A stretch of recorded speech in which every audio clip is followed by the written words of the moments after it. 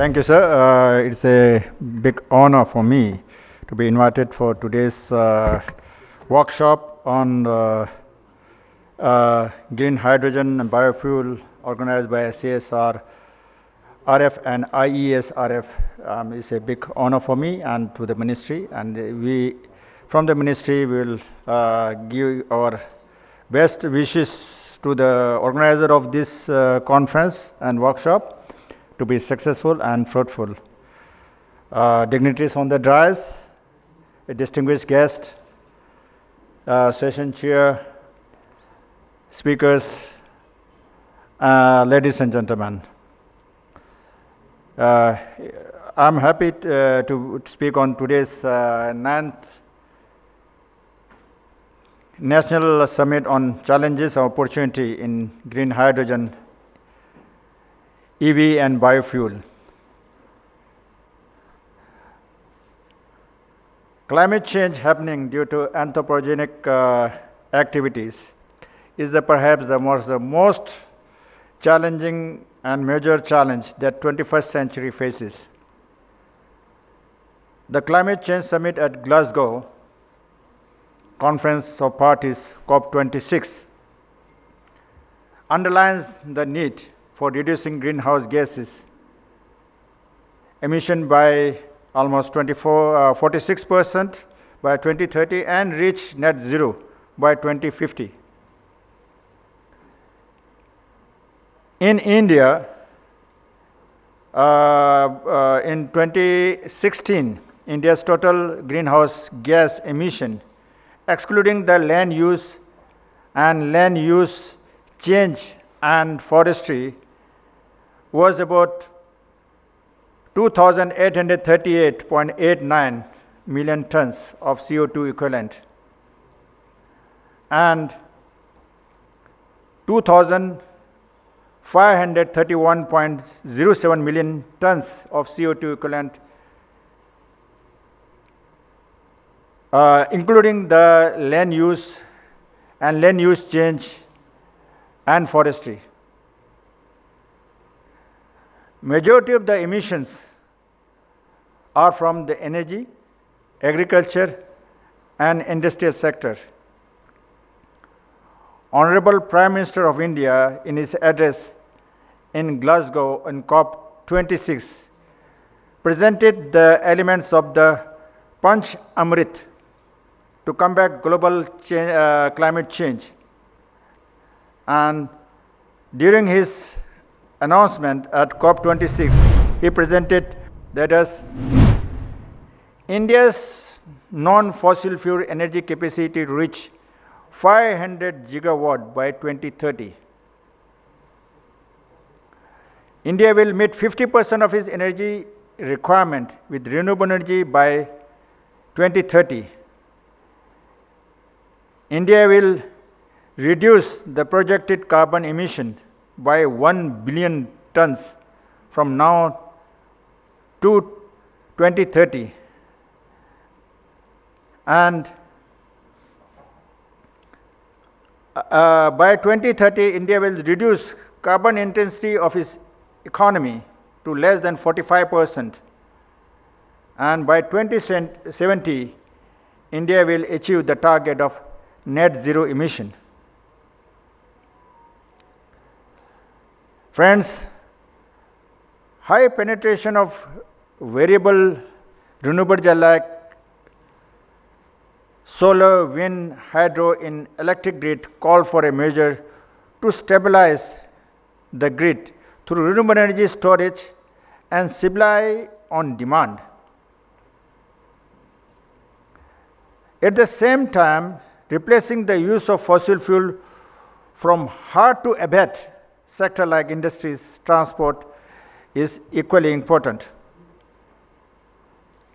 Green hydrogen, electric vehicle and biofuel for transport sector are the three important solutions to tackle this situation.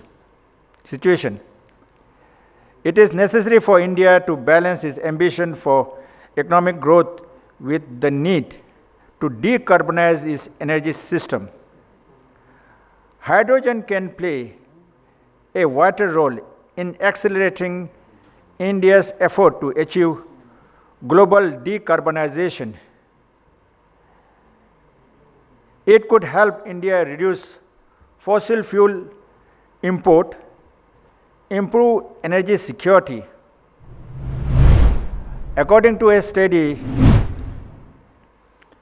India's current hydrogen production capacity is about 6.9 million tons in 2021, and most of the production is using natural gas steam reformation process and refinery byproducts.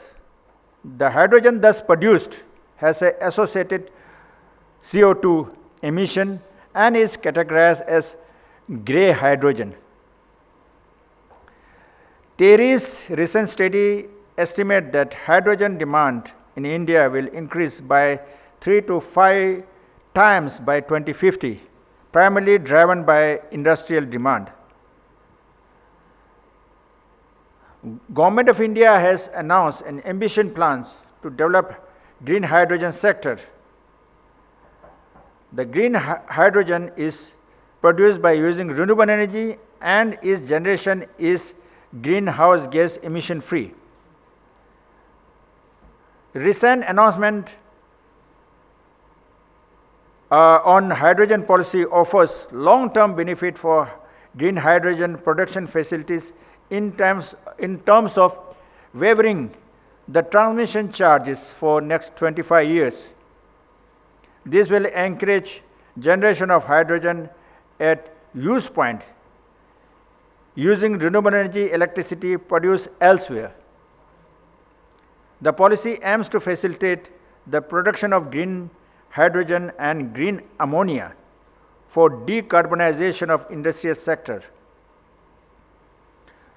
India has set a target of producing 5 million tons of green hydrogen per year by 2030.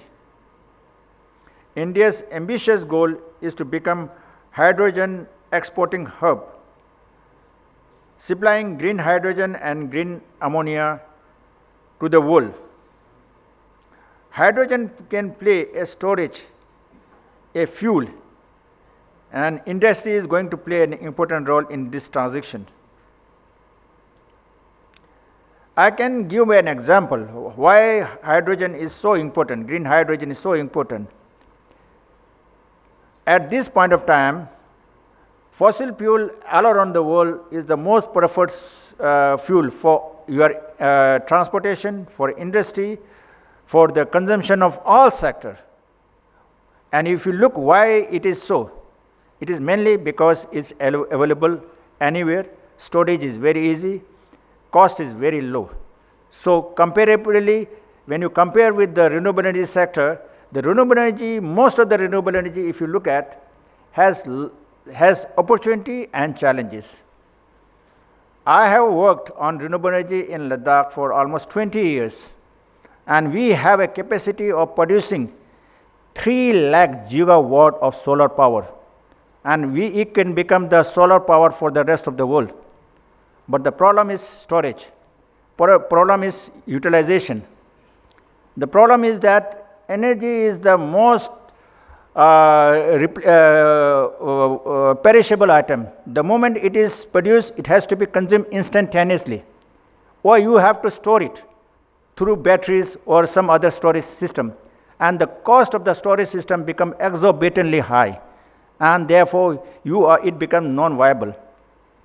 Government of India is spending crores and thousands of crores laying transmission line from Ladakh and connecting with the northern grid. The cost is very high. But if you have a system in which all the power, solar energy produced in Ladakh could be changed into renewable energy, changed into hydrogen, through green hydrogen, it could become a really game changer for the country, and we could export the green hydrogen from that area. So thing is that future of all the renewable energy has to have a storage and could be stored in the green hydrogen. If we talk about other form of renewable energy in terms of like hydropower, it has so much of challenges. It has a problem of inundation of the catchment. the inundation of the villages, inundation of the biosphere reserve or forest and other area catchment, it has a lot of challenges. It has also challenges of siltation. It is also has the problem of flooding. It also poses environmental as well as security risk. At the same time, the gestation period for hydropower is very, very high. And moreover, since because of the climate change, the water availability and the rainfall pattern has changed tremendously, posing that most of the hydropower in India has become non-viable. If you look at the wind power, you need to have a reliable storage system, or you put into the grid. So therefore, we need to have a storage system. Similarly, all other renewable energy has a drawback. The main problem is the storage system. So the best solution to store and use it, just like a fossil fuel, is the green hydrogen. So I think hydrogen can play the role of storage as a fuel, and industry is going to play a very important role in this transition. I look forward to the summit, which will deliberate on way forward for implementing action and achieving these targets. Thank you so much.